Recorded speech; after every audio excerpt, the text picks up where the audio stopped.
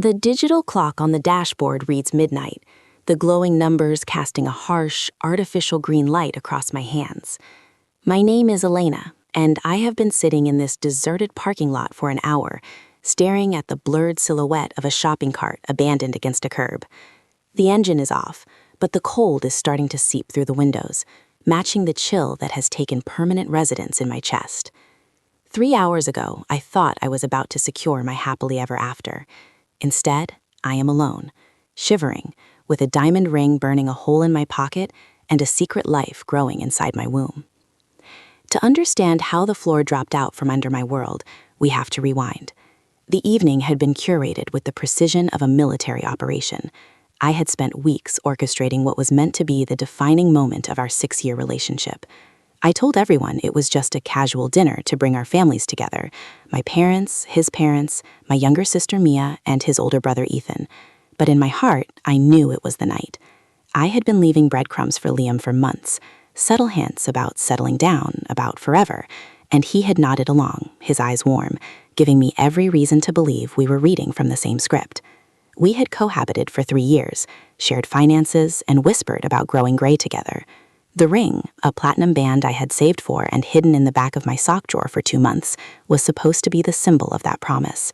I cooked his favorite meal, a slow braised beef that filled our apartment with the rich scent of rosemary and red wine. I had strung fairy lights across the balcony and lit enough candles to make the living room look like a sanctuary.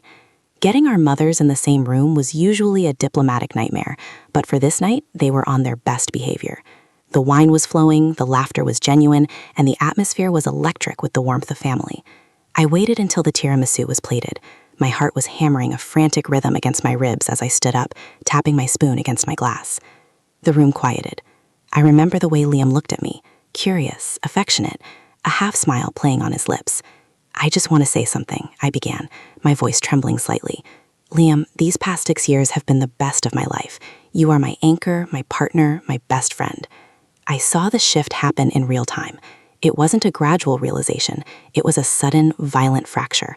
As I reached into my pocket and began to lower myself to one knee, the affection in his eyes evaporated, replaced by a look of sheer, unadulterated terror. He began to shake his head, a minute, desperate motion. "Will you marry me?" I asked, opening the box. The silence that followed wasn't just quiet. It was a vacuum, sucking the oxygen out of the room. Liam didn't look touched. He didn't look surprised in a good way. He looked like he was witnessing a car crash. He looked horrified. "Elena," he whispered, his voice strained and unrecognizable. Can we go somewhere private?" His mother, Sarah, tried to salvage the moment, her smile brittle. "Just say yes, sweetheart." "I can't do this," Liam blurted out. The chair screeched against the hardwood as he bolted upright. "I'm sorry. I just can't." And then he ran. He grabbed his coat and walked out the door of the home we built together, leaving me kneeling on the floor, holding a ring, surrounded by the stunned faces of the people we loved most. The humiliation was physical, a wave of heat that scorched my skin. My mother rushed to me, Mia burst into tears, and Liam's parents looked as though they wished the floor would swallow them whole. His father, David, muttered something about giving us space, and within 20 minutes, the apartment was empty. They offered hugs and platitudes, but they left. They all left. So here I am, alone. I have a $3,000 ring, a shattered heart, and a 2-month pregnancy that nobody knows about. I haven't told a soul. I was going to tell him after he said yes. I was going to make it the happiest night of our lives. My phone has been vibrating incessantly on the passenger seat. Texts from Mia, from my mother, even from Liam's brother, Ethan. But nothing from Liam. I finally summon the courage to look at the screen. Mia's messages are frantic. "Where did you go? Mom is worried sick. Please answer." Ethan's message is different, subdued. "I am so incredibly sorry. My brother is an idiot. Please let me know you're safe." I ignore them all. The only message that matters is the one that isn't there. I decide I cannot go back to the apartment, to the wilting flowers and the half-eaten dessert. I start the car and drive to the one place where I won't be judged, Chloe's house. My best friend lives 30 minutes away, but she is a night owl. I call her from the road, my voice breaking. "Tell me you're calling to scream with happiness," she answers. She knew the plan. "He said no," I choke out. The silence on the line is heavy. "What?" "He said no, in front of everyone. He looked at me like I was a monster and he ran away." "I am going to murder him," Chloe says, her tone lethal. "Where are you?" "I'm coming to you." "Get here. Now." Wine is already open. When she opens her door, the look of pity on her face breaks the last of my resolve. I collapse into her arms, sobbing so hard my chest aches. "I'm pregnant," I wail into her shoulder. "I'm pregnant, Chloe, and he just humiliated me, and he doesn't even know." Chloe pulls back, holding me at arm's length, her eyes wide. "You're what?" 2 months. I found out 3 weeks ago. She drags me inside, sits me on the plush sofa, and hands me a glass of water instead of wine. Okay, deep breaths. Does anyone else know? Just my doctor. Okay, we need to figure out the why before we figure out the rest. Did he give any signs? Was he pulling away? "No," I insist, wiping my eyes. "We talked about marriage constantly. He showed me rings on his laptop last month. He asked me what cuts I liked. I thought we were on the same page. That's why I did it." "Maybe he wanted to be the one to ask," Chloe suggests, though she doesn't sound convinced. "Masculinity is fragile." "Then he should have asked," I snap. "And even if that was it, you don't run away. You don't leave your girlfriend kneeling on the floor in front of her parents." "You're right," she agrees softly. "Have you tried calling him?" I pull out my phone. Liam's contact photo is of us at the beach, sun-drunk and smiling. I press the call button. It rings until voicemail picks up. I try again. Same result. "He's screening me," I whisper. I spend the night in Chloe's guest room, staring at the ceiling, one hand resting protectively over my stomach. I replay the last few months in my head, looking for the cracks I must have missed. Was his silence after my cousin's wedding just fatigue, or was it dread? Was his tension when we ran into his engaged friends just work stress? I had painted over every red flag with the brush of my own optimism. The next morning, my phone is a graveyard of missed calls, 17 of them. Most are family, but one is from Ethan. I call him back, my stomach churning. "Elena, thank God," he answers on the first ring. "Are you okay?" "I'm safe. Why are you calling Ethan?" "We need to talk. About Liam, not over the phone." "I don't want to see anyone." "Please," he pleads. "I know things that you don't, things that explain last night." Curiosity, cold and sharp, pierces through my grief. I agree to meet him at a coffee shop halfway between us. Chloe insists on coming, refusing to let me face any member of that family alone. Ethan looks like he hasn't slept in a week. He is slumped in a booth, clutching a black coffee, his eyes dark and hollow. When we sit down, he looks at me with profound guilt. "Where is he?" I ask, skipping the pleasantries. "He's at our parents' house. He showed up there last night, completely manic." "Good to know he has a support system," I say bitterly. "Elena, listen," Ethan leans in. "I'm going to tell you something I should have forced him to tell you months ago. Liam has been having severe panic attacks. He's been seeing a therapist for 4 months. I blink, stunned. Therapy? What for? Commitment, marriage, the idea of turning into our father. I frown. Your father? David is a great dad. Ethan lets out a humorless laugh. You really don't know, do you? 5 years ago, our dad had an affair. It went on for 2 years with a woman from his office. Mom found out and it nearly nuked the entire family. They went to counseling and stayed together, but it broke Liam. He worshipped Dad. Finding out he was a liar destroyed his worldview. The pieces start to click into place, jagged and painful. 5 years ago, Liam had gone through a period of intense withdrawal. He had told me it was just burnout. He didn't tell me, I whisper. He was ashamed, Ethan says.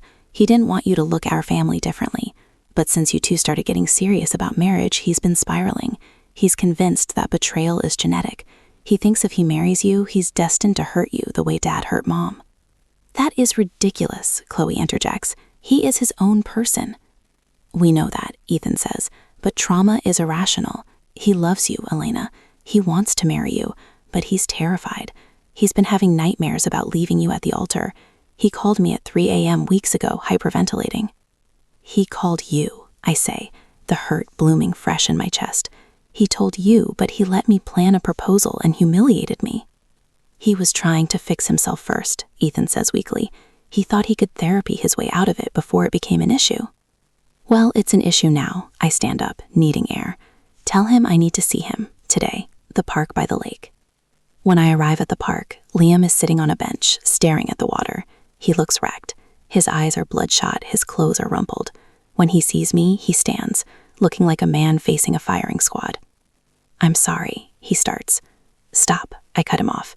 Ethan told me everything, about your dad, the panic attacks, the therapy. Liam slumps back onto the bench. I wanted to tell you, I didn't want you to leave. So you decided that publicly rejecting me was the better option? I sit on the far end of the bench, leaving a chasm of space between us. When you knelt down, he says, his voice trembling, I couldn't breathe. All I saw was my mother crying at the kitchen table 5 years ago. All I felt was the certainty that I would eventually destroy you. I ran because I thought I was saving you from a future where I break your heart. You broke my heart last night, Liam, I shout, not caring about the passersby. You don't get to decide my future for me. You lied to me by omission for months. I know, he weeps. I am a coward. I know that. I have to tell you something, I say, my voice dropping to a steel whisper. And you need to really listen. He looks up, wiping his face. I'm pregnant. The color drains from his face so fast I think he might faint. What? I'm pregnant. 2 months. I was going to tell you last night. He stands up, pacing frantically, running his hands through his hair. Oh my God, a baby? We're having a baby? I am having a baby, I correct him. I don't know what you're doing. I can't. This is too much, he stammers. I need to think. I need time. Fury, hot and righteous, floods my veins.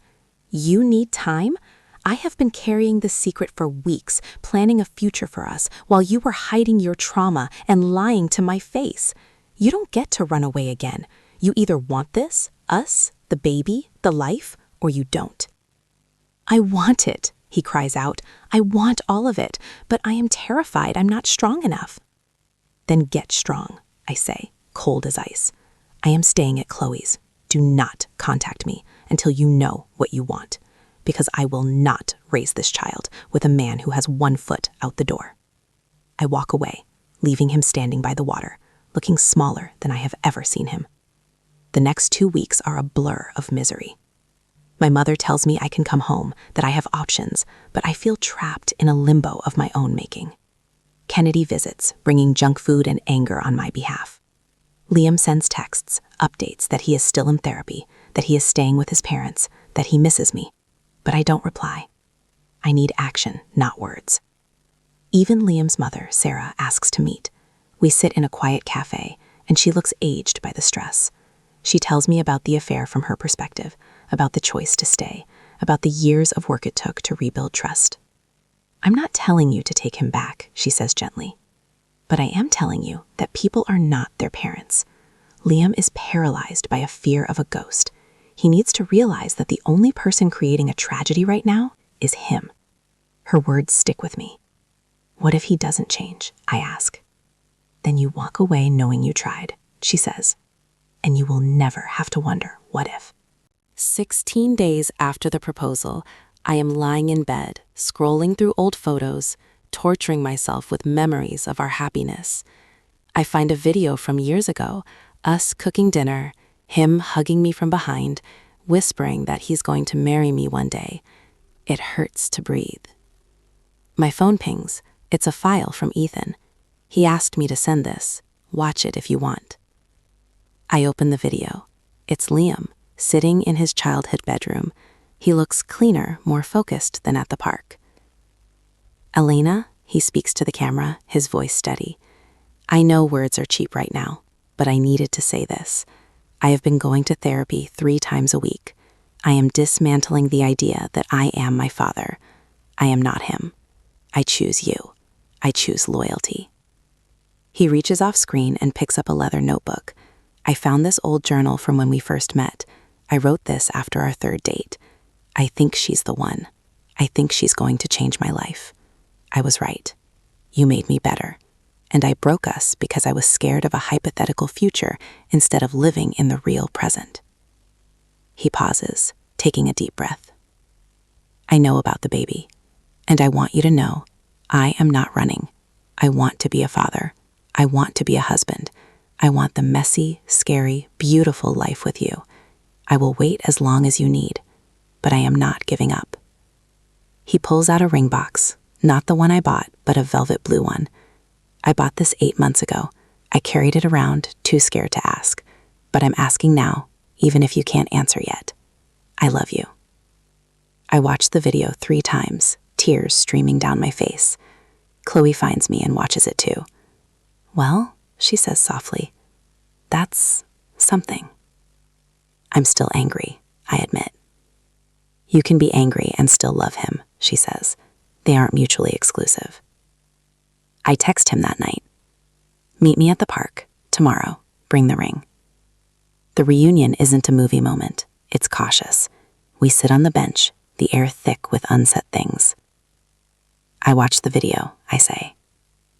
Did you mean what you said? He asks, hope fragile in his eyes. I did, but I'm not ready to just jump back to how it was. You hurt me, Liam. You made me feel foolish and unlovable.